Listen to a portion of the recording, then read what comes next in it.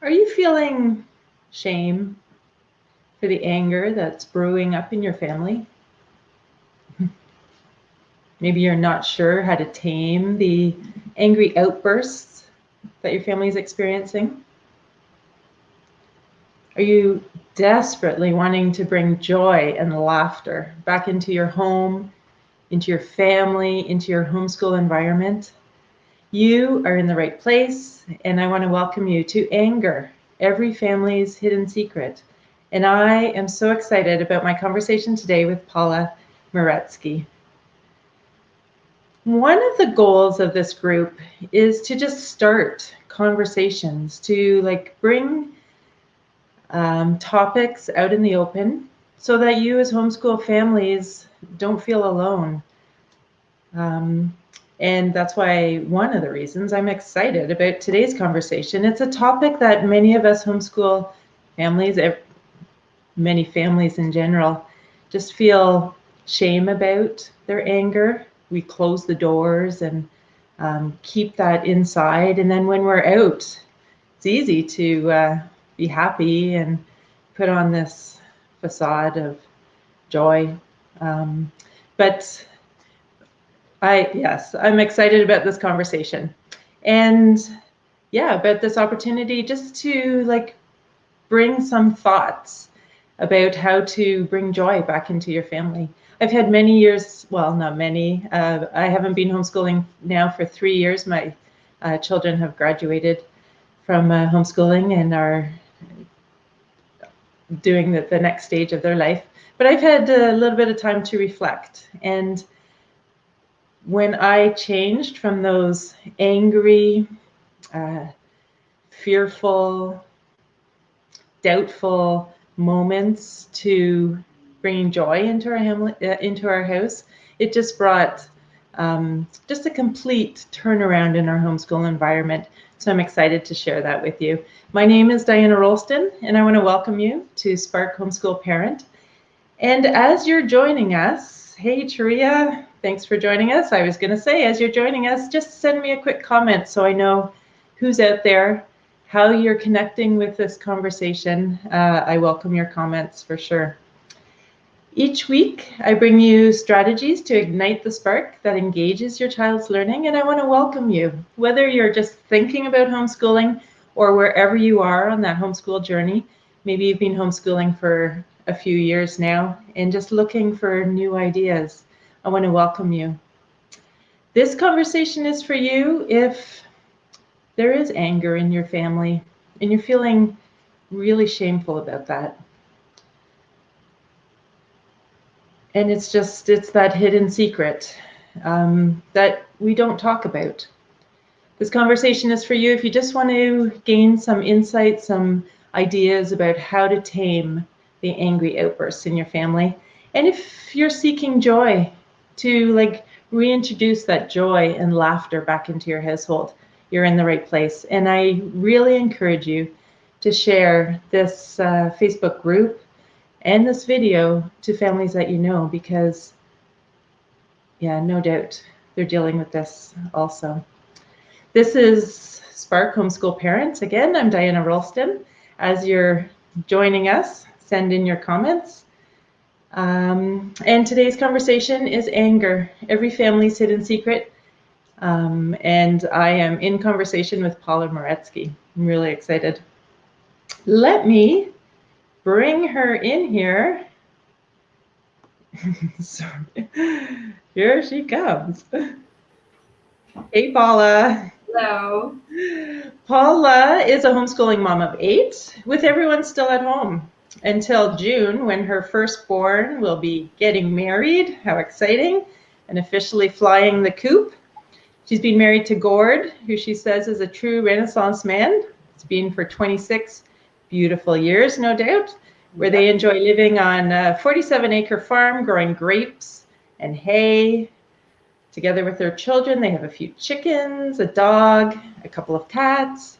Her passion is coming alongside younger moms, informally or more formally as a mentoring mom, doing Bible studies.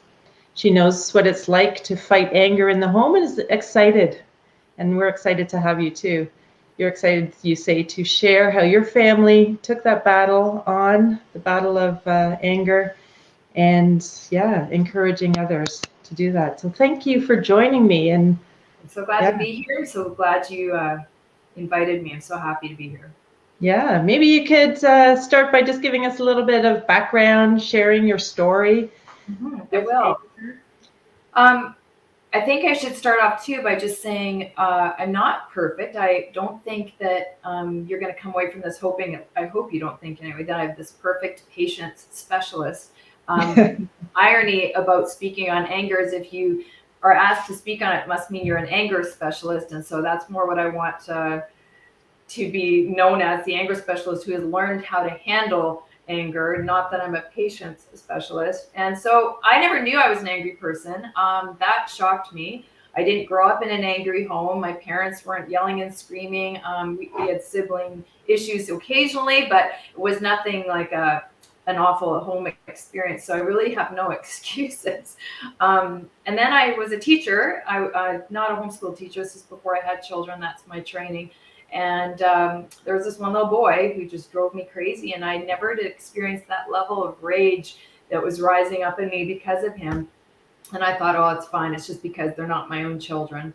But then I had my own children, and child one was like a walk in the park. She was just this perfect little baby. And then child two came along, and he turned into a toddler, and he got into the most amazing things. And I just thought, wow, I've never experienced again things that should have been funny. I would have these awful outbursts. And so I would go to sleep at night with that, like you said, the shame and the regret. And I thought, okay, tomorrow, new day. I'm not going to do that again. And yet it just continued. And by child three, I was starting to see this constantly in my life. And I thought, I didn't want this to go on. And so that's kind of how it started. I realized this isn't good. This isn't good. Just me as a mom, not even talking about my own kids' anger and like if my husband was angry. This was just me as a mom feeling I wanted victory in this area and I wasn't having it. That's how it started. Yeah, thanks for sharing that, because I probably say it's the story of many of us, the story of myself also. Yeah, and what we mentioned before, when people see us, they wouldn't imagine that we have that anger within us, but there is. And I knew that was a problem was because I could fake it very well. So if I was out in a park, I looked like the best mom ever. And if I answered the phone, I went from potentially yelling at a child to, hello, how are you? And so I knew it was a choice. I knew it was just a bad habit. So I knew, like with any bad habit, I think you can conquer this, but I just was in it was becoming over and over. So I didn't like it. I didn't like it. Yeah. What were some of the turning points? Well, I think just in God's grace, He brought things into my life, and one of them was a focus on the family. I think it was a broadcast, and the woman was speaking on a book she called "When You Feel Like Screaming," and I thought that's the book for me. So I ordered it, and she went through all these things in her reasons why we get angry. So this was the first time I'd seen words put to my situation, and they were. Just articulating what my reasons were. And all of them were so true. I was under stress. We were moving a lot. We were renovating a lot, all imposed stress. I wasn't sleeping for 14 years. I didn't have a good sleep because we had so many children in 14 years. So I wasn't sleeping.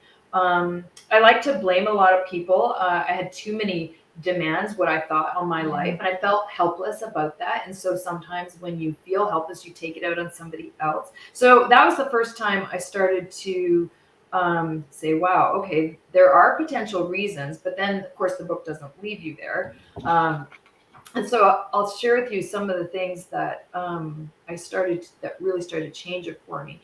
One of the things that I understood was anger does work. It is very effective, but these are not the long-term things you want with your children. So you're going to have with your anger outwardly obedient children, and that's great. But is it and so I started to realize, I started to get kind of a glimpse into the future. What do I really want with my kids? Do I want them to obey me outwardly, or inwardly. So I started to realize I need to get a grip on this and stop the outward facade. I also I wanted my kids to not have memories of me being upset. And I knew if I was creating angry kids, that they were going to become angry parents. So I thought, if I don't get a grip on this, they're going to yell at my grandkids. And I didn't want that. I also was convicted of the idea of my voice. Women are given a gentle, soft, nurturing voice, and yet we turn into shrieking, whatever, banshees or something. And that's not how God intended our voice. He gave women and moms this gentle voice on purpose, to protect, to guide, to nurture, to love. And yet I was using it wrongly. Those are those are such great points. And when you're in the middle of it, the fact that you could stand back and think about the future like that and reflect on the impact that it was having on your children is great. And if we could just encourage other families that are going through this right now to do that, to just stand back and take. And that's hard to do in the moment, but at night when I was upset and I was feeling that regret, that's when I started to think about those things. So yeah, I didn't want to go to sleep at night like that anymore. And the other funny one time my daughter took a picture of me. I wasn't even angry. It was just a picture of me trying to take a tea towel, and I was getting the cat out of the way or something. So I took the tea towel and I lashed it in front of myself, and she caught my face because she was like learning photography. And she got a picture of me doing this, lashing out at the cat. And she goes, "Mom, look at this picture." And I looked at it. It was one of the ugliest faces I had ever seen of me. And I'm like, delete, delete, delete. And then I realized that's what I look like when I'm angry. It just affects your whole physical appearance. And that's one of my challenges to all moms, is to go look in the mirror next time you're upset and just look at what you look like. It makes you look the most unattractive. And I think so didn't want to look unattractive. And I thought to myself, if that means I can be more attractive with a happy face and a joyful countenance, isn't that what we want? And I just thought that was a bit of it. So hold a mirror up to yourself. So I was going to just say also the effect that it must have on our the workings of our body. Yes, the stress. Yes, for sure. So internal, external. It's just a dirty heart feeling. So that was how it started to turn, was through that book, and then my own self-reflection. And then I started to really, very specifically, just call it to God and cry out for help. And so I was in the Word a lot, and I was looking for passages that would speak. And I mean, I could give you countless, but just some of the top ones were the James 1:19, where it says, "Be quick to listen, slow to speak, slow to become angry." And I swear, like, the Bible is written to moms. When you read those verses, like, why would he include those except that a mom needed to hear that? Or in your anger, do not sin. So that's what I also was impacted by. Anger in itself is not a sinful emotion. It's how we respond. So I know, like, to this day, I feel anger almost every day in some capacity, but it's my choice to react. And so that really struck me. That was a scripture also that I clung to. I know some of our listeners may not be Bible readers, may not take insight from the Bible, but they are verses, whether you read the Bible or not. Sense, even if it is not, it is just common sense. Yeah. That the Bible isn't teaching necessarily something that the world doesn't understand. We just need to calm ourselves down. So it's all relative, very relatable. The Bible is very relatable. Yeah. In Proverbs 14:29 talked about being how a man who is slow to anger has great understanding, and the one who has a hasty temper exalts folly. So essentially, I was a fool, and I was walking around setting that example for my kids, and that just really bothered me. Another good one. Yeah, so I had enough. So then I came across what was another big game changer, was another sermon that I heard, I think through a homeschool conference, that we bought a CD or something, that I think later we talked about maybe including the link to the sermon. And basically sorry to interrupt you. I just want to thank Suzanne, who's listening. She's put in that other book title in our comments here. So maybe somebody else can add the sermon comment that you're going to mention. Yes, and so that is S.M. Davis. I believe it's called Getting to the Heart of Anger. I can give it to you later. I'll look it up. And in this sermon, he talked about a man who was described as Mount Vesuvius. Basically, his family felt like they were always walking around a potential outburst of a volcano. And I guess he went to see the pastor about his condition. And I don't know who came up with the experiment. I can't remember, but the idea was he was going to pay his wife $50 for every angry outburst he had, or 25 or 22's children. And because he had had enough, and he knew he needed to do something that would hurt, like he had to almost discipline himself. And so he basically, by the end of I don't know how many weeks it was, he was out $500 to $600 to his wife, and $150 to $200 to his children. And I thought, that's what we have to do. So we were not in this same place to do hundreds of dollars. So my husband and I had this conversation, and I said, well, how about like quarters? And he goes, well, how about loonies? Like make it a little more painful. So we decided he and I would pay the kids $1 for every outburst we had, and they would pay each other 25 cents. So it started with, and we also wanted to get to the heart of anger, not just again outward. We're going to fake happiness and we're going to fake joy. No, we wanted to get rid of what I call the cousins of anger. So frustration, annoyance, cynicism, sarcasm, harshness, and rudeness, anything that was related in any form to anger. And so we kind of had a family meeting where we talked about what my frustrations were and how I thought this is something we need to deal with in our family's life. And then we listened to the sermon as a family, which I thought was really great. And then we talked about the experiment and how we wanted freedom from this and all the cousins of anger. And then we just confessed it together and prayed with one another. And we gave it a 1 month timeline. And I can give you what some of the results were. Yes, please. Yeah. So they were not overnight. Like at the end of the month, it's not like we are magically this awesome family that just walked around all patient. It wasn't like that. We went broke. Like there was no money left. We were 100% in trouble all the time. But what happened was this awareness. We were constantly now aware of the fact that anger does come into our home. And now we have a choice. Like I was saying before, now we have a choice. And the choice was to stop the sinning in our anger. That anger does not go away. I think we're going to have that for the rest of our lives. Mm-hmm. And then we learned these new strategies, which I can talk about a little bit later too, such as walking away from the situation, not allowing it to escalate, seeking, like if it was a child, it was seeking mom and dad's help. So instead of trying to deal with it on your own where it's escalating, I explained to the children, if you cannot handle this, you've got to come get help. And that's what they started to do. And then for my husband and I would seek his help. I would say, and I still do this, I'm having a very hard time right now. I need you to help me with this situation. And what it's always the same. When I'm upset, he's calm. When he's upset, I'm calm. Rarely do we get upset at the same time. So that was very helpful. And then we learned to anticipate the anger, and I'll talk about that a little bit later too, what the triggers were. So when you are aware of anger that you know it's going to hit you, like for me, it's always Saturday night or Sunday morning or Sunday afternoon when it's just always the same things.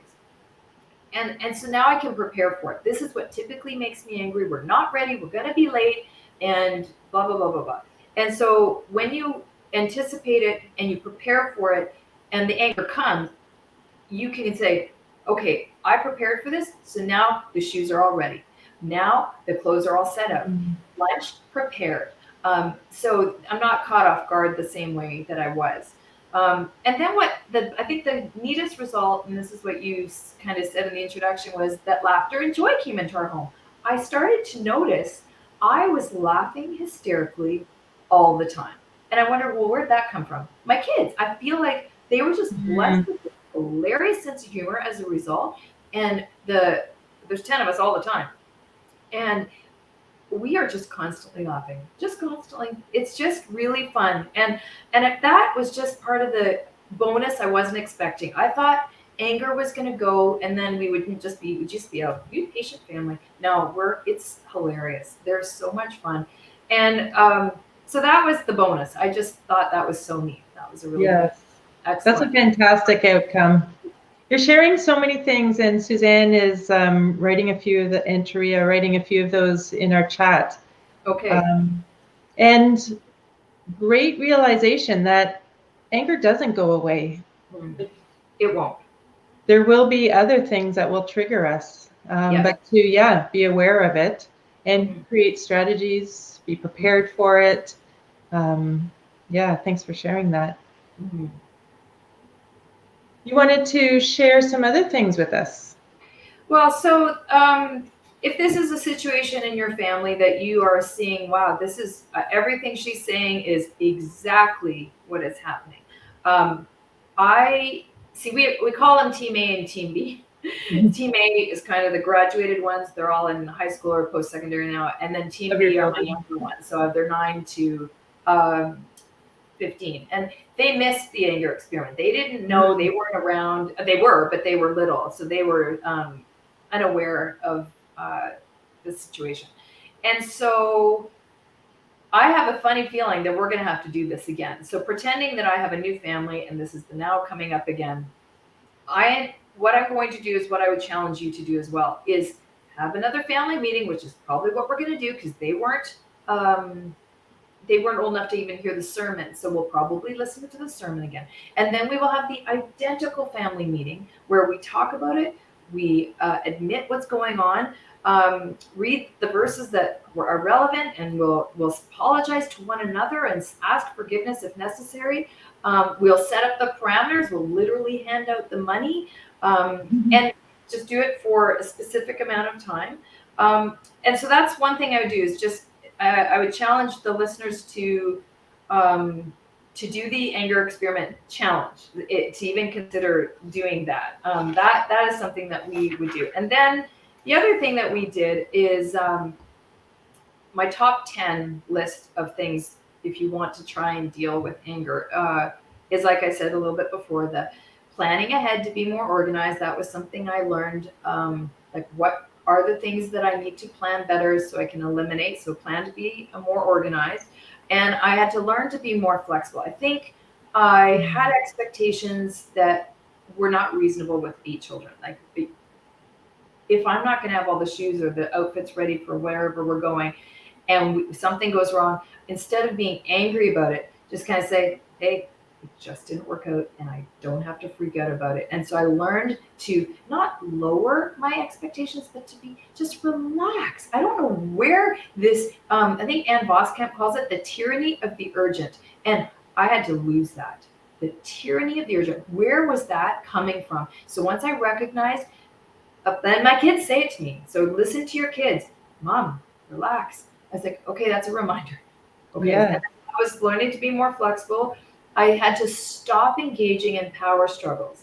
One of my very strong-willed children has a certain way with homeschooling, and he and I were in battle after battle after battle. And what I had to learn to do is just walk away, give him a few minutes, because the more I pressed for an answer, the more I pressed for him to do this, he would resist, and it was not a happy place. So I had to stop engaging in those power struggles. I also, because a lot of us homeschooling do have at least one of those children. Yes. Yeah. And that was very hard. And you become the model of how to deal with potential anger when you do that and walk away. And it has a happy ending because I did that with him. He and I have a great relationship now, and that's partly because he respected the fact that I respected him. I wasn't really respecting him. So how do you get respect from your child if you don't respect them? So that has been great. And I stopped taking it personally from him too. He wasn't out to attack me. He was just frustrated with his school. The same child, actually I've had a couple of kids that were unwell. One that was unwell with a dietary issue for years. And I was so mad because I didn't understand her sickness, and so to me she just looked lazy. She looked like she just wasn't doing it because she didn't feel like it, and that made me angry. And so sometimes, and my other son who has sore muscles because he's constantly exercising, but I didn't know that he was sore. He doesn't look sore. He doesn't have any bruises. And he would be miserable and grumpy. And then my husband told me one day, he said, I just am so grumpy right now because I have sore muscles everywhere. And I said, oh. And then I wondered, is that what's going on with my other kid? Like, is that? And I asked him, he goes, oh, I feel awful. And I was like, okay. So there might be an underlying cause. With my child who was unwell, she was sick. She wasn't lying to me. She was unwell. So that I sometimes used to have to step back and say, is there something else going on here? So that was good. I generally have a sense of humor, but I had to learn to draw that out of myself. Like I had to really not just hope it happened. You almost have to try to be funny, and that your kids love that. Kids love that. So I would pretend to have my own little temper tantrum to diffuse the actual anger. So then that would make them laugh, and then I would be laughing. So just funny things like that. Let's see. Oh, my dad. This is a great comment from my dad. Whenever I would get frustrated with just anger about the cleanliness of the house. Our house is just never clean. Anybody who comes here just has to know that. Understandable. And I, just being on the farm and the number of children. And I'm not a born organized person anyway. And but I'd be very angry because my house wasn't clean, even though I could do nothing about it. And my dad told me once, he said, don't forget you're growing kids, not grass. And I thought, okay, that's more important. What matters is my children, my house, bonus if it's clean. But I need to just relax. So that was really, so learning balance about that. This is another Ann Voskamp thing for anybody who doesn't know her. She's an author who really has changed a lot of how I think. And one of the things that she taught me was to have a positive attitude and to be thankful. And so when my child was waking me up constantly as a newborn, I would find myself sadly angry. And it wasn't his fault. He was a new baby. How dare I be angry? But I started to do what she suggested. Middle of the night, when he would wake me up, I would say, thank you that he's crying for me. Thank you that he's not sick. Thank you that I can help him. Thank you that he has a roof over his head. Thank you that he's in a warm bed. Thank you that I can sleep tomorrow. Thank you that I have what he needs. I just went on and on and on. And then, as she says, the miracle was imminent. And he started to sleep through the night. And I stopped forgetting why I was angry. And that has happened to me over and over and over again. Whenever I find myself angry, I just say, what could I be thankful for in this situation? And then it turns it around. Great reminder of the attitude of gratitude. Oh yeah, no, that's 100%. And then I stopped, again, for those who are Christian parents, I started to stop making up my own rules. I went to scripture. So if it said, if they were being unkind and that made me angry, I would find a scripture and I would make God tell them, not me. And that they seem to respond better to that higher authority instead of mom going on and on and on. So I used scripture to change them. And then fasting, again, it's a Christian discipline, but the fasting is something that I feel is a spiritual discipline that breaks these spiritual bonds. And so that is something I really encourage all moms to attempt for something that they long to see broken in their lives and changed into something good. And then the last thing that I think is probably the biggest thing that kind of referred to as those triggers again. So this is another book that was I heard described on the radio, and I listened to it this episode, and it was called Triggers. That's the actual name of the book, and by I think it's Amber, Leah, and Wendy Speak. And she just these authors went through all these triggers that were their own personal triggers, and I realized right away, oh man, I have probably hundreds of these myself. And this was the turning point again for me in this, was that because the trigger will give you, will trigger your anger. And what you do is you stop yourself in the middle of your angry episode and you say to yourself, my child's disobedience shouldn't make me angry. Instead, this is my opportunity to train. And we don't do that. What we do is we freak out instead of training. And again, these are little children who don't know any better. And what they're doing is they're saying, train me. I'm not being disobedient. Train me. In fact, you're the mom. It's your fault. And so that's what I started to do. Again, bad example, but if shoes weren't put away neatly or put away properly, and instead of coming in and screaming and saying they're not done, how come you guys don't know how to do this? I would say, hey everybody, I actually started to do this. You guys know this is one of my triggers, and I want to freak out, but I'm not going to, because I'm going to be a good mom. And I would say, I just have to show you, because I guess I haven't shown you what bothers me. So let me just show you. Let me just walk you through that and line them up like this, or put them away here like that, and do this in the kitchen or your bedrooms or whatever it is. And that's what I started to do. I started to see this as, this is not disobedience. This is an opportunity to train. And that's what the child is screaming out for. We're supposed to train, not be angry. And that's a beautiful reminder. That changed my life. Changed my life. Yeah. Thank you so much you've shared with us.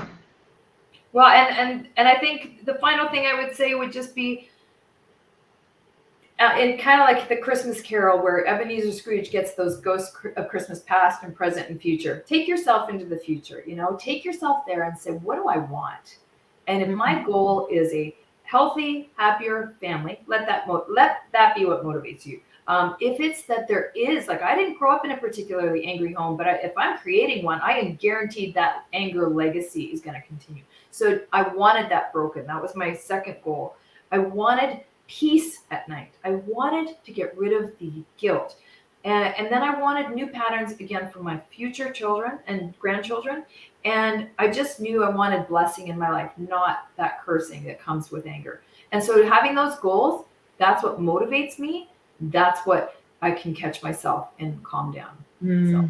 Beautiful. Thank you. That's actually something that I talked about last week, was having the attitude, like just looking beyond the current situation. Yes. Well, we get ourselves so caught up in the moment, we just have to step back. Just step back. Yeah. And great that you start laughing at yourself. I remember one instance, I realized that this was really a problem for me when I caught myself yelling, "Stop yelling!" Yes. Where are they getting this from? Yes. From me. Yeah. Yeah. Thank you so much. I'm so excited that that you were able to join me and share such valuable experience and just some keys and tools to deal with this anger, because it isn't a subject that we talk about a lot, but no doubt it is an issue in very many households. No, and no one wants to admit it. I mean, to be honest, this is the last place I want to be. I actually don't really want to be here in that sense. I'd rather everybody think, oh, she has her act together and she has her life together. I would rather be that superficial, please don't know the truth. But that doesn't help anybody. That doesn't help anybody. We need to be honest with one another. And I think if more moms were honest with one another, I think we would be able to cut this and break it forever. And I think the final one that says, the verse that really struck me is Proverbs 14:1, and it says, the wisest of women builds her house, but folly with her own hands tears it down. And I thought, you as a mom can single-handedly ruin your home, like single-handedly, or you can build it up. And I thought, which woman do I want to be? And according to scripture, I was being the woman who was single-handedly tearing it down. And I thought, wow, that is not what I want my legacy to be. So that was fun. Yeah, we do want to be wise, for sure.